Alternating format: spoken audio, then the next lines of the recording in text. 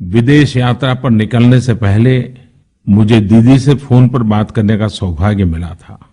ये बातचीत वैसी ही थी जैसे बहुत दुलार में छोटा भाई अपनी बड़ी बहन से बात करता है। मैं इस तरह के व्यक्तिगत संवाद के बारे में कभी बताता नहीं, लेकिन आज चाहता हूं कि आप भी लता दीदी की बातें सुने, उस बातचीत को सुनिए कि कैसे आयु के इस पड़ाव में भी लता दीदी देश से जुड़ी तमाम बातों के लिए उत्सुक है, तत्पर है और जीवन का संतोष भी भारत की प्रगति में है, बदलते हुए भारत में है, नई ऊंचाइयों को छू रहे भारत में है। लता दीदी प्रणाम, मैं नरेंद्र मोदी बोल रहा हूँ। प्रणाम। मैंने फोन इसलिए किया क्योंकि इस बार आपके जन्मदिन पर हाँ। मैं हवाई जहाज में ट्रैवलिंग कर रहा हूँ। अच्छा। तो मैंने सोचा जाने से पहले ही हाँ। आपको जन्मदिन की बहुत बहुत शुभकामनाएं, अग्रिम बधाई दे दूं। आपका स्वास्थ्य अच्छा रहे, आपका आशीर्वाद हम सभी पर बना रहे, बस यही प्रार्थना। और आपको प्रणाम करने के लिए मैंने अमेरिका जाने से पहले ही आपको फोन कर दिया। आपका फोन आएगा ये सुन के ही मैं बहुत ये हो गई थी। आप जाके कब वापस आएंगे? मेरा आना होगा 28 लेट नाइट और 29 मॉर्निंग, और तब अच्छा। आपका जन्मदिन हो गया होगा। अच्छा। जन्मदिन तो क्या मनाएंगे, और बस घर में ही सब लोग। दीदी देखिए, मुझे तो आपका मतलब आशीर्वाद मिले तो अरे बहुत आपके आशीर्वाद हम मांगते हैं, आप तो हमसे बड़े हैं। उम्र से बड़ा तो बहुत कुछ लोग होते हैं, पर अपने काम से जो बड़ा होता है उसका आशीर्वाद मिलना बहुत बड़ी चीज होती है। दीदी आप हमेशा उम्र में भी यही बड़ी सोचते हैं और काम में भी बड़ी है, और आपने तो ये जो सिद्धि पाई है जी। ये साधना और तपस्या करके पाई है।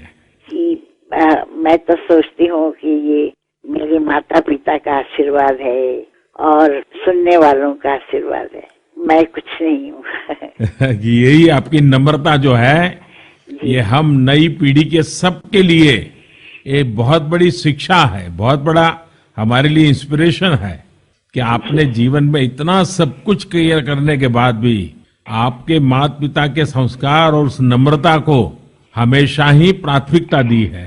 जी। और मुझे तो खुशी है कि जब आप गर्व से कहती हो कि आपकी माँ गुजराती थी, जी। और मैं जब भी आपके पास आया आपने मुझे हमेशा कुछ न कुछ गुजराती खिलाया। आप क्या है आपको खुद पता नहीं है। मैं जानती हूँ कि आपके आने से भारत का चित्र बदल रहा है, और वही मुझे बहुत खुशी होती है, बहुत अच्छा लगता है। बस दीदी आपके आशीर्वाद बने रहे, पूरे देश पर आपके आशीर्वाद बने रहे, और हम जैसे लोग कुछ न कुछ अच्छा करते रहे। मुझे आपने हमेशा प्रेरणा दी है, आपकी चिट्ठी भी मुझे मिलती रहती है, और आपकी कुछ न कुछ भेंट सौगात भी मुझे मिलती रहती है।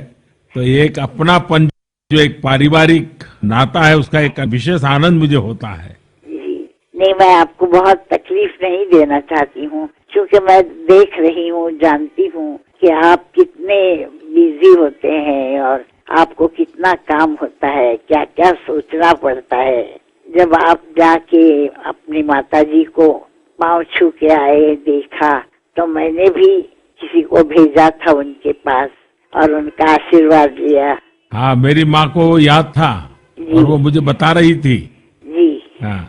और टेलीफोन पे उन्होंने मुझे आशीर्वाद दिया, तो मुझे बहुत अच्छा लगा। हमारी माँ बहुत प्रसन्न थी आपके इस प्यार के कारण। जी जी। और मैं आपका बहुत आभारी हूँ कि आप हमेशा मेरी चिंता करती हैं। और फिर एक बार मैं आपको जन्मदिन की बहुत बहुत शुभकामनाएं देता हूँ। इस बार मुंबई आया तो मन करता था कि रूबरू आ जाऊं, लेकिन समय की इतनी व्यस्तता थी कि मैं आ नहीं पाया। लेकिन मैं बहुत ही जल्द आऊंगा और घर आकर के कुछ गुजराती चीजें आपके हाथ से खाऊंगा।